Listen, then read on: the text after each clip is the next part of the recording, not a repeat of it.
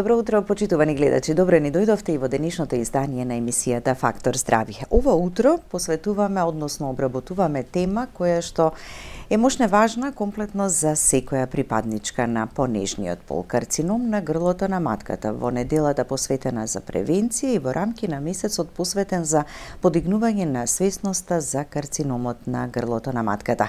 Ќе дадеме информации кои што ќе ни помогнат полесно и подобро да ја разбереме оваа болест, кои се симптомите, кои се причините, преканцерозните промени, каков е третманот, но она што е најважно, превенцијата, раното откривање, вакцинацијата, редовните скрининзи и контроли, бидејќи тие се тие кои што спасуваат животи. На оваа тема утрово разговараме со професор доктор Игор Алуловски, субспецијалист по гинеколошко-хируршка онкологија од Универзитетската клиника за гинекологија и акушерство. Добро утро, доктор Игор, и добре ни дојдовте. Добро утро. Добро ве најдов. Благодарам за поканата. Секогаш ми е драго и пријатно да учествувам во ваша емисија и поздрав добро утро до вашите гледачи. Дојде уште 1 јануари. Почнавме нова година, така? Така е. Секогаш во јануари најмногу посветуваме внимание на оваа тема, иако и во текот на целата година така честопати сме ја споменувале. Се менували нешто од годиниве наназад колку што сме зборувале за сето ова? Па секако дека се менува, барем напорите што ги даваме пред се како доктори, еве конкретно гинеколози, мора на крајот да вроди со некаков плод, нели? Апсолутно се трудиме да барем конкретно за оваа проблематика некако ги обориме бројките кои што за жал во нашата држава се уште се високи, конкретно кога зборуваме за цервикалниот карцином.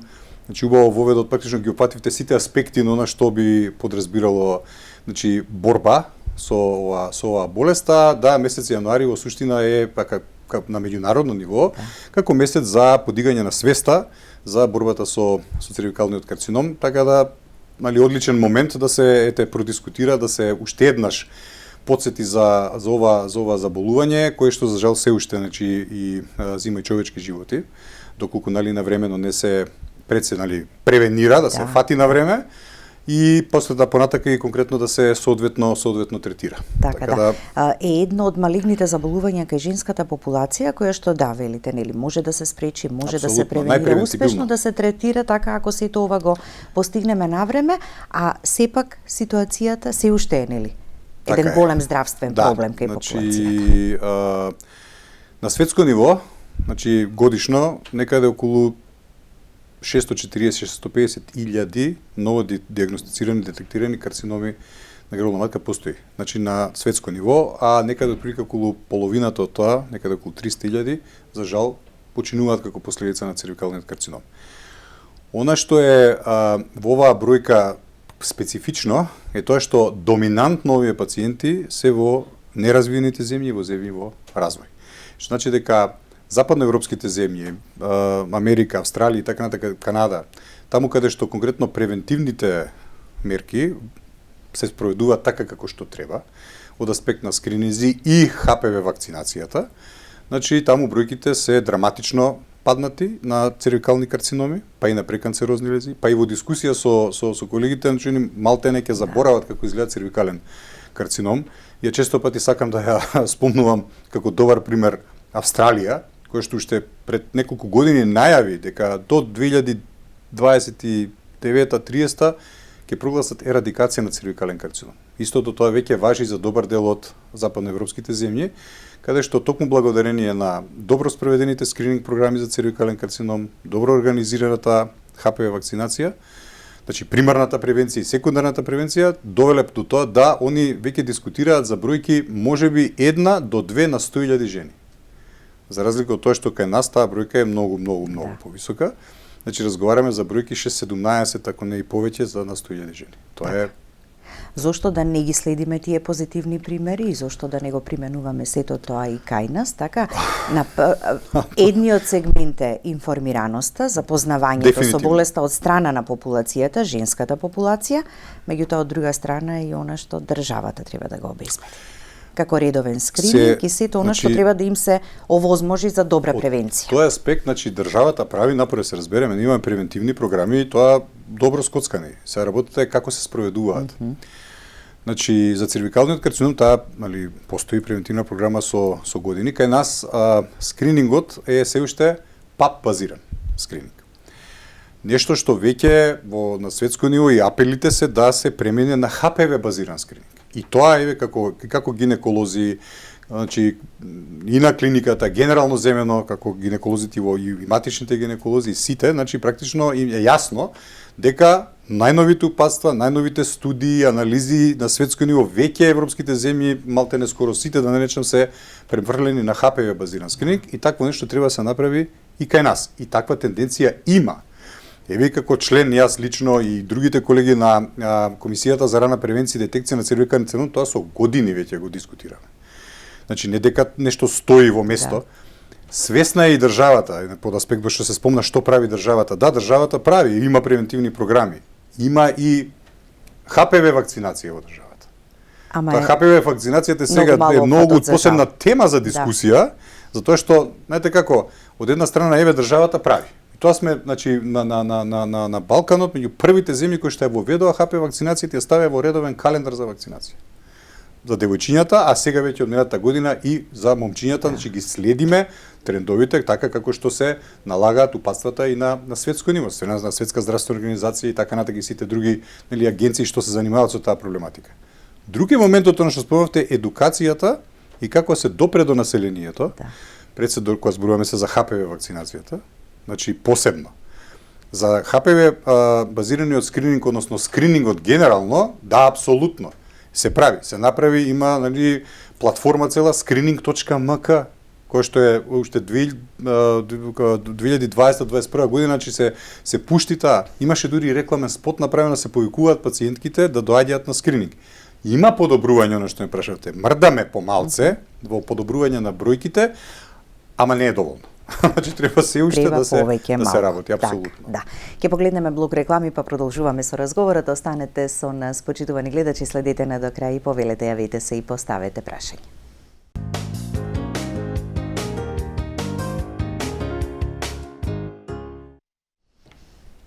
Со професор доктор Игор Алуловски, субспецијалист по гинеколошка хируршка онкологија од Универзитетската клиника за гинекологија и акушерство, разговараме и обработуваме темата за карциномот на грлото на матката во месецот посветен на борбата против ова малигно заболување, подигнување на свесноста кај популацијата и поголема ангажираност за превенција, скрининзи и подобра информираност.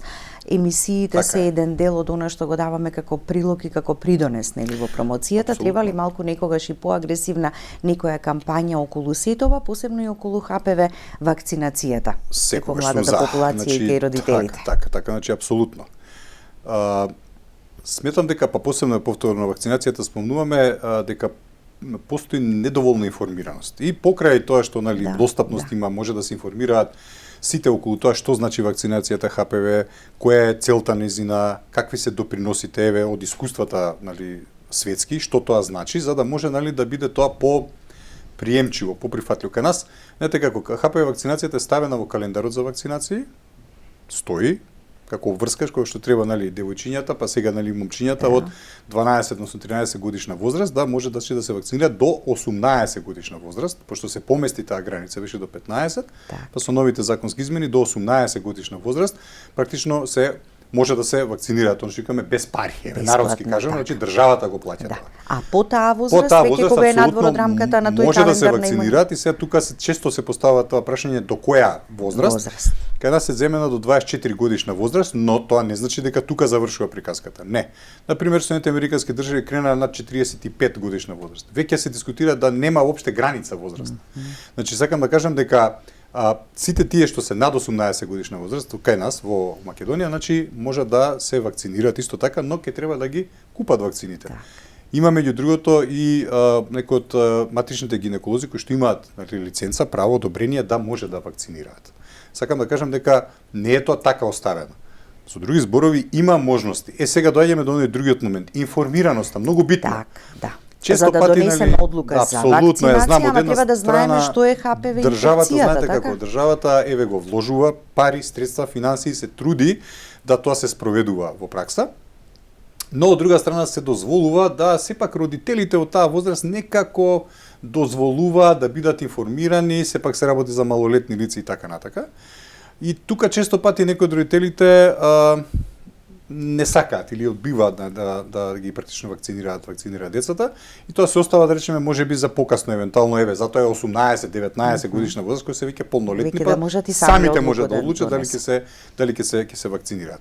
И сега често пати се спомнуваат различни компликации кои што ги носи вакцината со себе, дури некои се наречам смешни. И тоа апсолутно не е така. Често пати сакам да го кажам како пример, ако постои некакво сомнение кај родителите дека ХПВ вакцината ќе направи некаков проблем, така. Ние во нашава држава се бориме да го кренеме таа опфатност за вакцинација над 50% и за ланската година дека дојдовме негде 50-51%, што е малку. Значи за да кажете дека вие имате добра опфатност, значи треба да биде процентот, треба да биде 90%. Што значи дека далеку сме од тој процент. Да. Ама колку за пример. И таа бројка на деца кои што се вакцинирани со години наназад, значи не правиме муабет сега за 3 месеци, него за години наназад, дали се појавил до сега и еден случај на компликација? Не. Затоа што пак како што сме ние како општество и држава, ако нешто такво се појавеше, до сега веројатно ќе беше апсолутно ќе алармирани медиуми, ќе беше целата јавност, ама нема такво нешто. Што значи дека имаме позитивни примери, докази кај нас во нашава држава, да не се повикуваме на некакви странски искуства. А многу сакаме да се повикуваме на странски искуства и ние едноставно затоа цело време тоа го апелираме, тоа го кажуваме, кога зборуваме за ХПВ вакцинацијата, која што пазите првата вакцина која што превенира појава на смртоносна болест, рак, превенира карцином. Нема друга таква вакцина. Главната причина е така, иако има и дополнителни причини и фактори на ризик кои што зголемуваат така поврзаност, ХПВ-то е главниот етиолошки причинител на ова заболување. Така да. Ова што го гледаме сега и на екраните, постојано на екранот кое што оди е два прирачника. Едниот е за цервикален карцином, другиот е за ХПВ инфекцијата и вакцинацијата првенствено посветено. На толку едноставен, убав, разбирлив начин, јас ги извлеков информациите толку од сето ова.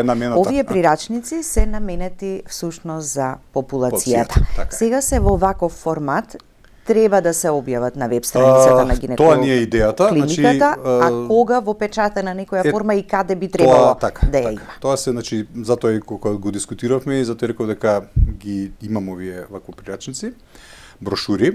Интересна е приказната со овие брошури, тоа е затоа сакам да го споменам. Ова се во суштина брошури направени од пациент за пациенти.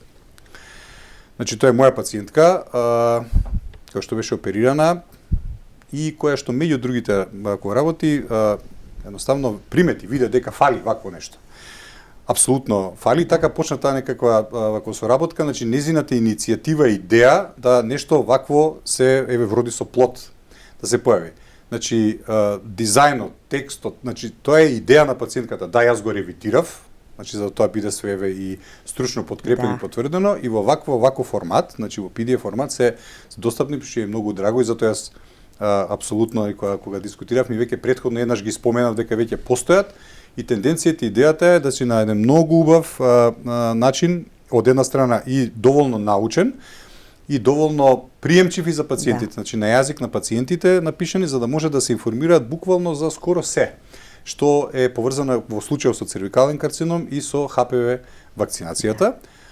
Така да, се работи на тоа, ќе ги поставиме во разговори со директорката на ГАК да ги поставиме на веб страната официјална на клиниката за да може практично буквално пациентите без пари, без никакви, значи тоа е наменето онака за пациентите апсолутно да може да ги даунлодираат, тие што имаат достапност секако до компјутер, условно земе, па дури на телефон можете во PDF формат буквално да ги симнете и да ги читате и да се дискутира со некои одредени компании да можеме да го тоа направиме и во хард копи, односно да ги има достапни, значи во печатена верзија, да првично со идејата е да бидат достапни во амбулантите на ГАК, А понатака ќе видиме, ќе размислиме можеби пошироко да може да бидат достапни и по, не знам, матични гинеколози, другите болници. А посебно па прирачникот посебно за ХПВ вакцинацијата, апсолутно, треба да го биде и во училиштата, така и тоа е посебна приказна за ХПВ вакцинацијата. Да, јас секогаш тоа го дискутирам дека треба да се допре од една страна и до знаете како, учениците посебно во таа возраст, значи младите, многу повеќе знаат колку што ние мислиме дека знаат како возрастни. Значи достапноста е на сите овие IT технологии и така натака, сето тоа интернет и сајтови, значи можности има милион за да може да прочитат и да се информираат. Треба и возрастните исто. Значи јас секогаш велам дека заедно некако треба да се допре во поглед на едукацијата и на родителите и секако и на децата, да им се објасни што тоа значи. Мислам дека фали тоа. Значи многу повеќе некако фали информацијата. Правата, вистинската информација, не да лутаат по кој какви сајтови треба на вистинското место да стигне. Апсолутно, да, отколку дека постои некакво антивакцерско движење кај нас. Така да. Доминантен е карциномот на грлото на матката и поврзаноста со ХПВ инфекцијата, но сме имале тема за ХПВ асоцирани карциноми, така? Излегува ова и надвор од границите само на овој. И кај мажите и кај жените, така? Значи ХПВ асоцирани, веќе зборуваме за ХПВ асоцирани болести, генерално земено, еве и карциноми, нека бидат пред се. Се уште тој доминантно е присутен зборуваме за ХПВ како причинител на цервикален карцином. И тој е доминантниот карцином. И затоа го издвојуваме како посебна тема за дискусија, пошто тука се бројките најдоминантни.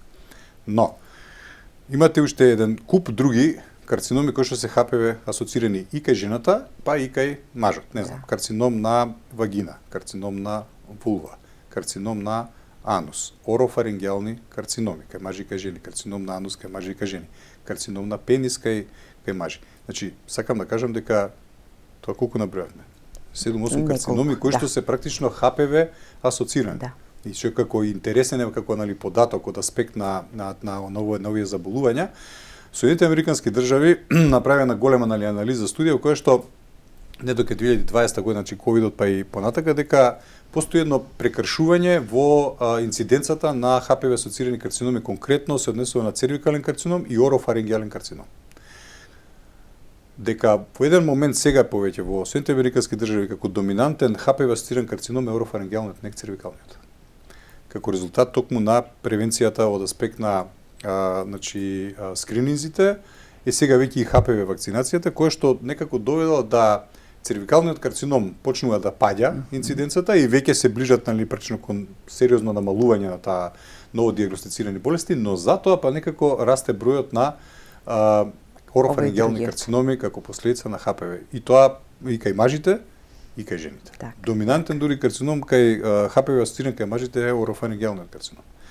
Што значи дека они сега на друго поле ја префрлаат борбата со друг тип на карциноми, исто така ХПВ асоциран. Значи таа приказна не прекинува цело време, така да кога зборуваме, еве повторно се вратиме малце назад за ХПВ вакцината, значи не само цервикалниот карцином. Не е тука само приказната за цервикалниот карцином, него е малку поширок. Затоа се внесени и момчињата во календарот за вакцинација, со оваа вакцина. Кога зборуваме за цервикалниот карцином, не дава симптоми во рана фаза, затоа и некако тиво го нарекуваат. Колку време поминува од инфекцијата до веќе првичното манифестирање на одредени симптоми? Тоа повторно е некако поврзано и со ова превенцијата и цело време алудирањето на тоа дека треба да се оди на редовни гинеколошки прегледи. Затоа што постои добар еден временски прозор во кој што вие имате доволно време да направите потребни инвестигации од дали ПАП тест или ХПВ типизација, за да вие евентуално колпоскопско гледање на грлото на матката, за да вие навремено фатите одредена така наречена преканцерозна промена. Значи карциномот на грло матка за да дојде до инвазивна форма, значи поминува низ сите овие фази. Прво од првична ХПВ инфекција, па преку овие познати цинови, цин 1, цин 2, цин 3 и така натака карцинома ин ситу, па да дојде до инвазивен цервикален карцином. Сега тоа се години во прашање. Значи сакам да кажам дека имате добар временски интервал. Некако во последниот период тој временски интервал кој некогаш дискутиравме дека можеби се по 10 години потребно, некако се скратува. некако веројатно е врзано дали со можеби агресивноста на вирусите, начинот на живење на луѓето, промената, значи сето тоа мултифакторијално влијае да и вие имате практично такви примери, да речем, на не така како едно време се викаше дека ХПВ типизација, значи нема логика и окей стои тоа, например да правите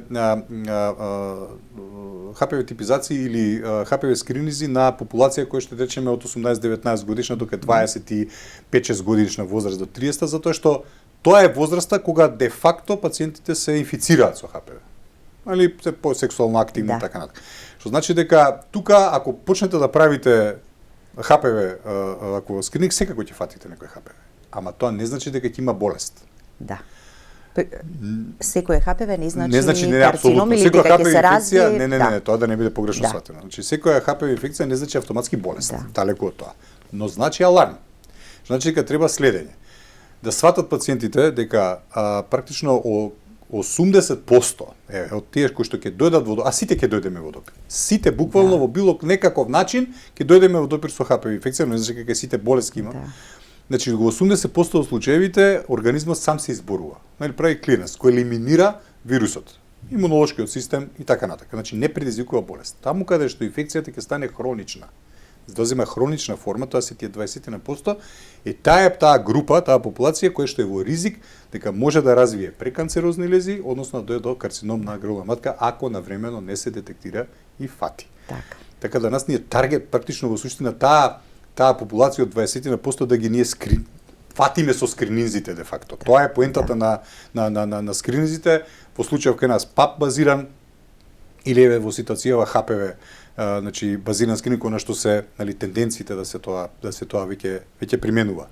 Ама главниот и основниот е ПАП тестот, така ХПВ базираниот скрининг по потреба ако некоја промена или абнормално се појави, така? Да направиме, нели, дистинкција. ПАП тестот е кај нас се уште доминант, кај нас па и во други земји, не сме само ние сега да не се свати тоа погрешно. Значи, затоа што се смета дека како поевтин, да речем, во однос на ХПВ базираниот скрининг, а ХПВ тестирањето се како котестирање во ситуација кај нас. Таму кај што евентуално ќе видиме некаква абнормалност на ПАП тестот и така натака се прави, нели, ХПВ типизација за да се одреди присуство на евентуално кој тип на ХПВ вирус е присутен. И на основа на тоа понатака се преземат други, ако има потреба, не знам, биопсија, конизации понатака и така натака, сето тоа ќе зависи од тоа што ние ќе детектираме. Кога зборуваме за ХПВ базиран скрининг, тоа е, значи, каде што имате вие зимање на тој еден бриз, значи нема ПАП тест, нема цитологија, него со земениот тест за детекција на ХПВ присуство на вирус го решавате проблемот со скринирање, затоа што детектирање на причинителот на сите овие промени е доволен доказ и показател дека тој пациент, таа пациентка е фактично во потенцијален ризик дека може би перспективно да развие некаква состојба промена на грлото на матката во случајот што правиме муабет, нели, за скрининг на карцином на грло на матка. Значи тоа е позадината идејата.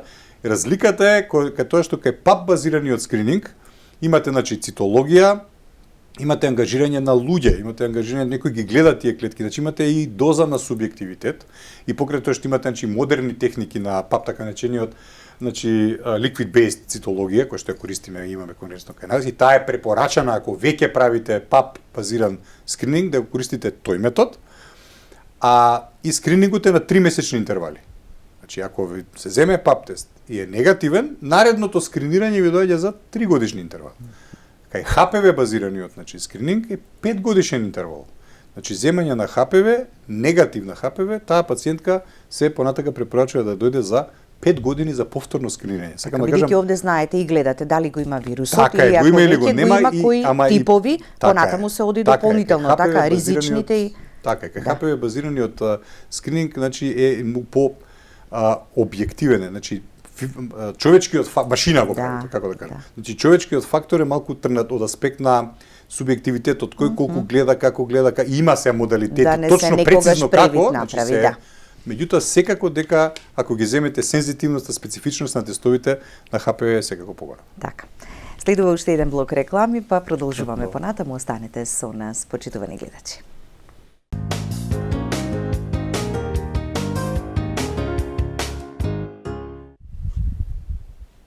Продолжуваме со разговорот во студиото. Доктор Игор, кои се симптомите?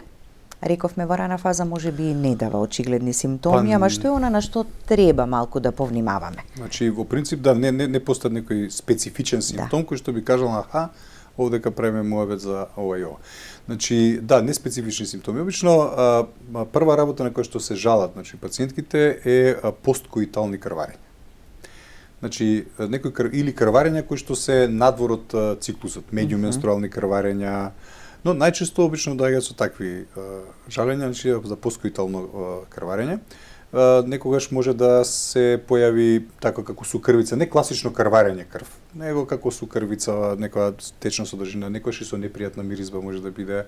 Значи, тоа се првите нешто што треба да натера пациентката да отиде на гинеколошки преглед. Не мора да има болка. Значи, некојаш може да има некаква нелагодност, непријатност, значи во мала карлица, некој така чувство на неисполнетост.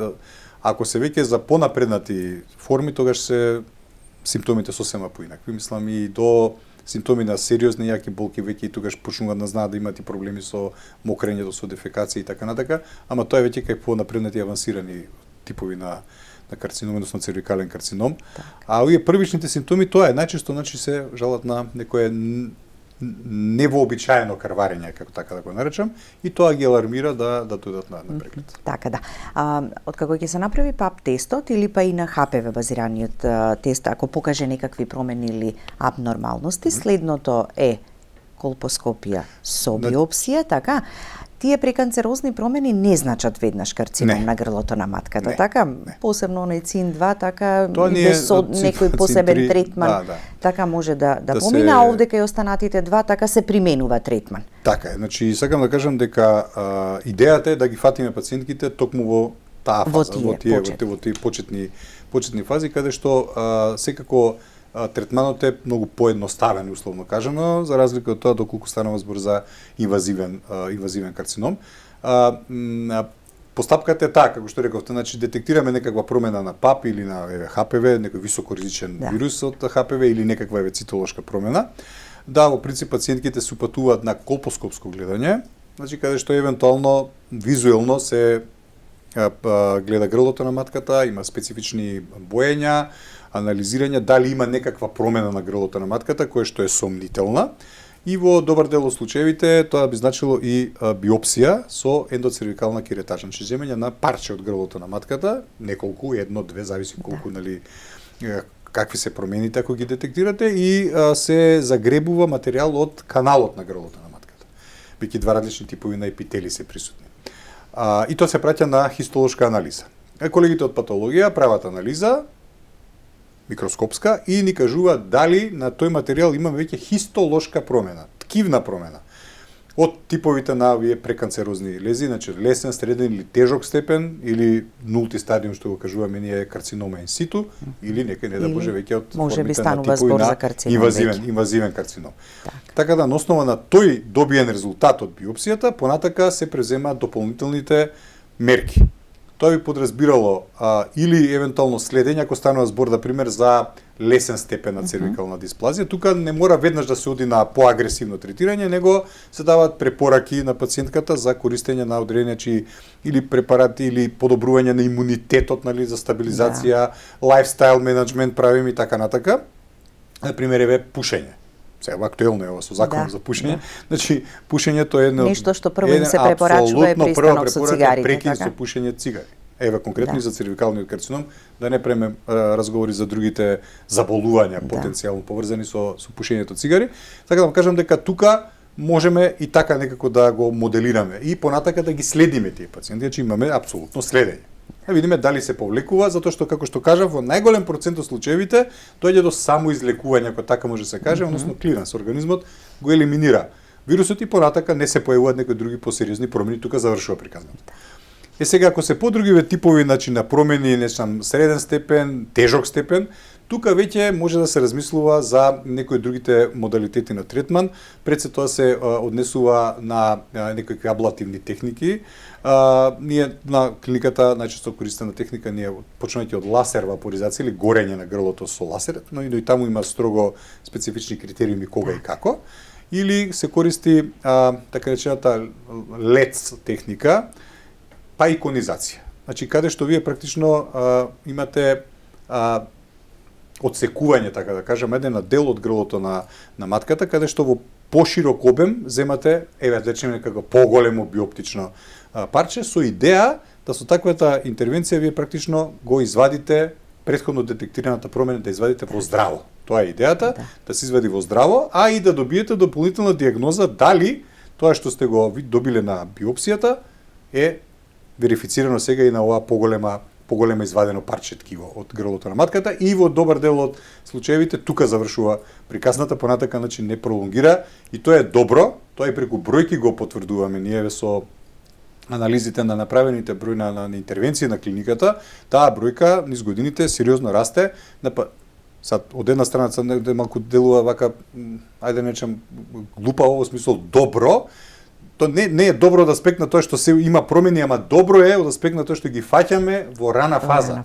Тоа е добрата работа. Значи тоа е сериозна бројка на пациентки, значи негде за околу преку 330 пациентки годишно на клиниката кои што се интервенира од овие техники што ги спомнав, конизација, лец или лазер вапоризација, за да може практично да ги пациентките на тоа ниво ја сопреме понатака прогресијата на болест. Така, да. Секогаш акцентот го ставаме и мораме да го ставаме на превенцијата. Нема да чини толку многу доколку навреме нешто фатиме, отколку потоа лекувањето, па психолошкиот терет за самата пациентка, па за семејството, па за здравствениот систем, па отсуството од работа, бидејќи сепак станува збор за жени кои што се во репродуктивниот период, жени кои што се работоспособни. Секогаш, значи, нели како ше подобро да се спречи отколку да се лечи, значи апсолутно сум за, секогаш е тоа така. Тоа е првата идеја, да речеме, и на медицината. Генерално земено и како доктор и како човек, како сакате кажете, значи секогаш е подобро ако имате метода да го нештото превенирате, да го превенирате. И затоа се практично сите овие превентивни мерки што се преземат не само за карциномот на грлото на матката. Значи во таа превентивна програма е колоректален карцином на дојка, да го споменеме, кој што е доминантен во женската популација. Карцином на простата и така натака. Значи целокупната, вакцинацијата генерално земено за сите овие детски болести што ги ние велиме, е со таа идеја. Вакцинацијата за сезонскиот грип сега што е? Превенција, тоа е примарна превенција, да немаме како за жал, што беше случајот на еден смртен случај како последица на грип. Значи сакам да кажам, секогаш добрата пракса е да се вложува и инвестира и страна на државата пред се во превенцијата, превентивни мерки, каде што со многу помалку средства може да превенирате сериозно заболување кој што го кошта општеството, државата, семејството многу повеќе и финансиски гледано, да не го спомнувам оној здравствениот аспект, психолошкиот, емотивниот, социјалниот, фамилијарниот. Ама и популацијата, ние како население, така да ги прифатиме тие превентивни мерки, да ги спроведуваме. Тоа е тенденцијата, идејата. Многу е кратко времето за крај, ама имаме гледач на линија, само да го слушнеме прашањето. Добро утро, повелете. Добро утро. Гледачка од Скопје. Така. Би сакала да прашам, оперирана аденокарцинома на убула на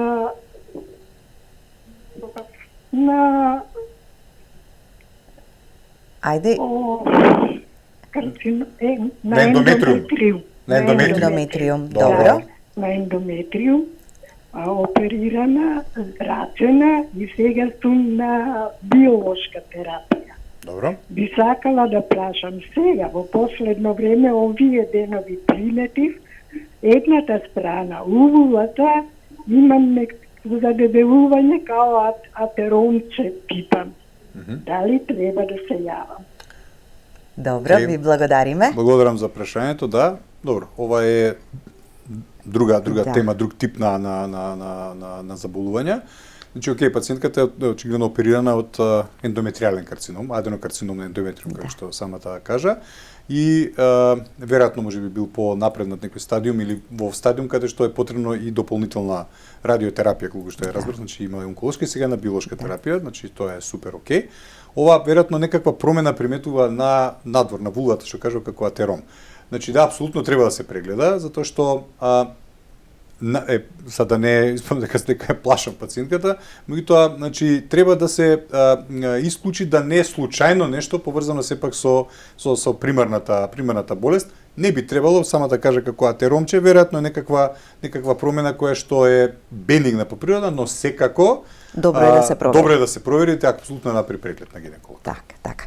На самиот крај ви благодарам за гостувањето. Ќе продолжиме ние вака низ емисиите да зборуваме, да промовираме, а се надевам дека во што побрзо време овие два водичи, две брошури или два прирачника, како и да ги наречеме, се практични за секого од нас, ќе успеат да допрат до сите оние за кои се наменати. Така, апсолутно тоа е идејата и повторно уште еднаш благодарам за поканата за учество во емисијата. Ваквите емисии се потребни. Генерално земено, значи медиумите сте, прозорот практично кон популацијата, за да може да се допре, да се дискутира, се разговара за овие теми отворено. Да, меѓу другите вакви брошури кои што велам, желбата му е, идејата и тенденцијата да тоа допре до луѓето, до тие до кои што е наменета пред се, за да се едуцираат за таа намена. И уште еднаш да ги повикам повторно секогаш пациентките, одете на редовни гинеколошки прегледи.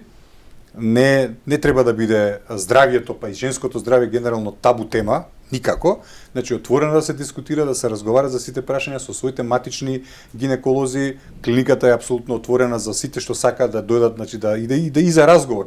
Не мора тоа да биде само за кога веќе работата ќе дојде, дури да дојдат и да речат зошто HPV вакцинација и што е HPV инфекцијата. Апсолутно достапни сме и сите колеги ќе добиете точни прецизни одговори апсолутно. И одете на гинеколошки прегледи, затоа што буквално со еден преглед може да спаси живот. Благодарам. Благодарам на вас. Благодарности и до вас, почитувани гледачи, за вниманието со кое не следевте. Останете и понатаму со програмата на ТВ24. Ви посакувам убав и пријатен ден.